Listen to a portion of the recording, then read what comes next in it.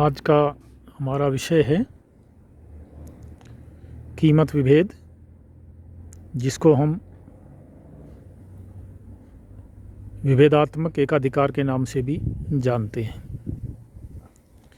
यदि हम इसके अर्थ की बात करें तो हम ये कह सकते हैं कि जब कोई एकाधिकारी अपनी एक ही वस्तु को या एक ही वस्तु की भिन्न भिन्न इकाइयों को अलग अलग दो बाज़ारों में या दो से अधिक बाज़ारों में अलग अलग कीमतों पर बेचता है तो उसे हम कीमत विभेद या विभेदात्मक एकाधिकार के नाम से जानते हैं। इसके बाद ये प्रश्न उपस्थित होता है कि विभेदात्मक एकाधिकार या कीमत विभेद के लिए कुछ आवश्यक दशाएं हैं। वो दशाएं अगर पूरी होती हैं तो ही कीमत विभेद कर सकता है एकाधिकारी। सबसे पहला कि ये केवल एकाधिकार की स्थिति में ही संभव है। यदि बाज़ार में पूर्ण प्रतियोगिता है या प्रतियोगिता का कुछ अंश है तो कीमत विभेद संभव नहीं है।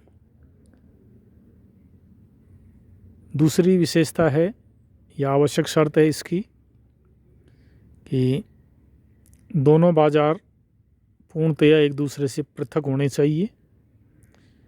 वहाँ के क्रेताओं को एक दूसरे बाज़ार की जानकारी नहीं होनी चाहिए, अन्यथा जिस बाज़ार में वस्तु कम कीमत पर मिल रही है क्रेता वहाँ से खरीद कर अधिक कीमत वाले बाज़ार में बेचना शुरू कर देंगे तथा ये एकाधिकार की स्थिति, उसकी कीमत विभेद समाप्त हो जाएगा।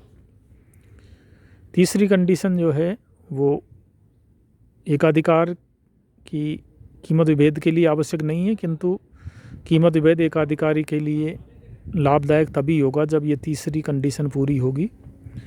तीसरी कंडीशन है कि दोनों बाज़ारों में वस्तु की मांग की लोच अलग अलग होनी चाहिए।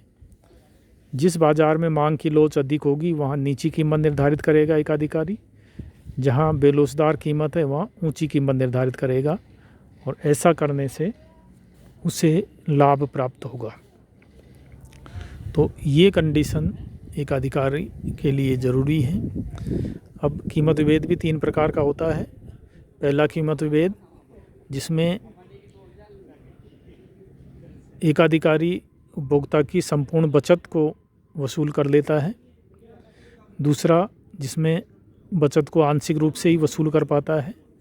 और तीसरा जिसमें दो बाज़ारों में अलग अलग कीमत पर बेचता है लेकिन उपभोक्ता की बचत को वसूल नहीं कर पाता है।